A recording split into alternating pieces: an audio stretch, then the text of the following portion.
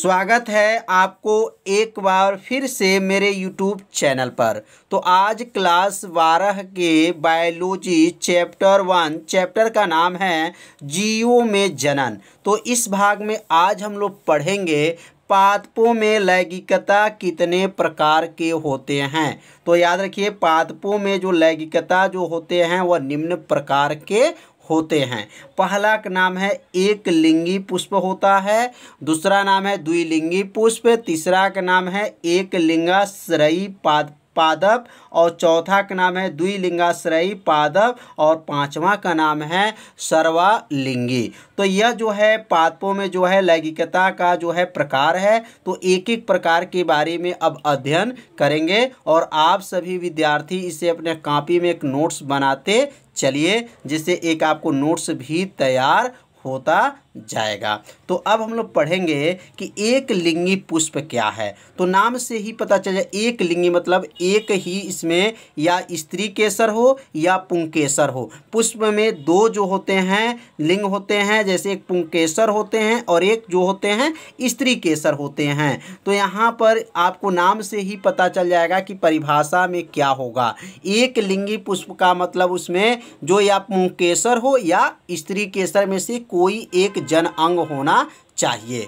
तो यहाँ पे लिखेंगे कि जब पुष्प में पुंकेसर तथा स्त्री केसर दोनों में से कोई एक जन अंग उपस्थित होता है उसे एक लिंगी पुष्प कहते हैं। तो एक लिंगी पुष्प का अर्थ यह हुआ कि उस पुष्प में पुंकेसर तथा स्त्री केसर दोनों में से कोई एक ही जो जन अंग उपस्थित होता है उसी को एक लिंगी पुष्प कहते हैं। तो बहुत आसान परिभाषा है। तो परिभाषा को 2 बार पढ़ लेंगे तो आपको परिभाषा क्या हो जाएगा, याद हो जाएगा। तो एक लिंगी में तो समझ में आ गया कि पुंकेसर या स्त्री केसर में दोनों में से कोई एक ही जो है जन अंग उपस्थित होता है उसे एक लिंगी पुष्प कहते हैं। जैसे पपीता होता है और क्या होता है, तरबूज होता है।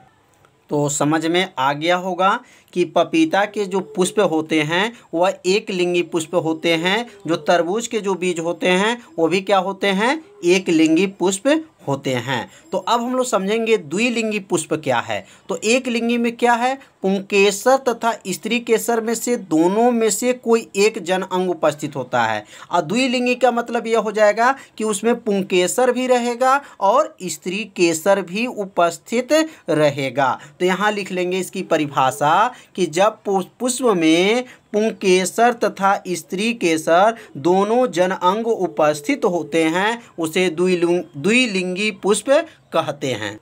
तो पुंकेसर तथा स्त्री केसर दोनों इसमें क्या होते हैं, जन अंग उपस्थित होते हैं, उसी को द्विलिंगी या उभयलिंगी पुष्प कहा जाता है। जैसे जो है गुड़हल, तो गुड़हल के पुष्प में जो होते हैं उसमें पुंकेसर और स्त्री केसर दोनों जो होते हैं जन अंग उपस्थित होते हैं। सरसों है, सरसों के जो पुष्प होते हैं उसमें भी जो है द्विलिंगी होते हैं, मतलब पुंकेसर भी और स्त्री केसर दोनों उसमें उपस्थित होते हैं। तो समझ में आ गया होगा कि द्विलिंगी पुष्प या उभयलिंगी पुष्प किसे कहते हैं। तो इसका जो है नोट्स आप लोग अपने कॉपी में लिखते भी चलिए। अब हम लोग पढ़ेंगे एक लिंगाश्रयी पादप क्या होता है।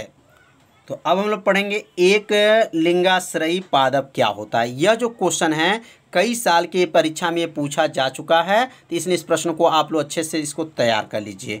जब नर एवं मादा पुष्प पृथक पौधों पे हो तो एक लिंगाश्रयी कहलाते हैं। तो इसका अर्थ यह हो गया कि जब नर एवं मादा जो पुष्प होते हैं वह पृथक पौधों पे मतलब अलग पौधों पे होते हैं उसी को एकालिंगाश्रयी पादप कहते हैं। यहाँ पादप लिख लीजिएगा, पादप कहते हैं या पादप कहलाते हैं। जैसे जो है शहतूत होता है और पपीता होता है, इसमें जो होते हैं नर एवं मादा जो होते हैं उसके पुष्प जो होते हैं पृथक मतलब अलग पौधों पे होते हैं, इसी को एकालिंगाश्रयी पादप कहते हैं। जैसे शहतूत और पपीता होता है। तो इसे समझ में आ गया होगा परिभाषा एकालिंगाश्रयी पादप क्या होता है। अब हम लोग पढ़ेंगे उभयालिंगाश्रयी पादप क्या होता है। तो उभयालिंगाश्रयी पादप मतलब नर और मादा जो होते हैं एक ही पौधों पे उपस्थित होते हैं, उसी को उभयालिंगाश्रयी पादप कहते हैं। तो इसका जो उत्तर होगा लिख लेंगे कि पुष्प जब द्विलिंगी हो और नर एवं मादा पुष्प एक ही पौधों पे क्या हो, उपस्थित हों, तो ऐसे पौधों को क्या कहेंगे, उभयालिंगाश्रयी कहलाता है। तो ध्यान दीजिए, मतलब पुष्प जब होंगे वह द्विलिंगी होंगे। द्विलिंगी मतलब उसमें जो होंगे कि मादा और क्या नर तथा क्या रहेंगे, मादा दोनों के पुष्प उसमें होते हैं, उसी को कहेंगे उभयालिंगाश्रयी पादप कहा जाता है। तो यहाँ परिभाषा को अपने इस कॉपी पर क्या कीजिए, नोट कर लीजिए कि पुष्प जब द्विलिंगी हो और नर एवं मादा पुष्प एक ही पौधे पर उपस्थित हो तो उसे पौधा जो है उभयालिंगाश्रयी कहलाता है। जैसे मक्का है और रेड्डी है, तो यह दो जो एग्जाम्पल इसका है यह उभयालिंगाश्रयी पादप में आते हैं। तो अब हम लोग पढ़ेंगे सर्वालिंगी क्या होता है। सर्वालिंगी का परिभाषा क्या होगा। तो सर्वालिंगी मतलब इसमें एक लिंगी भी होगा और द्विलिंगी, दोनों प्रकार के पुष्प जो लगे होते हैं उसी को क्या कहेंगे, सर्वालिंगी पौधे कहते हैं। तो इसका परिभाषा जो है अपने कॉपी में इसको भी लिख लीजिएगा कि सर्वालिंगी क्या कहलाता है। तो यहाँ इसका उत्तर होगा कि जब पौधों पर एक लिंगी एवं द्विलिंगी दोनों प्रकार के पुष्प लगे हों तो ऐसे पौधों को क्या कहेंगे, सर्वालिंगी कहलाते हैं। तो इसमें एक लिंगी भी होते हैं और क्या होंगे, द्विलिंगी, दोनों प्रकार के पुष्प लगे होते हैं, उसी को सर्वालिंगी पौधे कहा जाता है। जैसे जो है आम है, आम जो है, आम के जो पौधे होते हैं एक लिंगी एवं क्या होते हैं, द्विलिंगी, दोनों प्रकार के इसके जो इसके अंदर जो पुष्प लगे होते हैं। तो समझ में आ गया होगा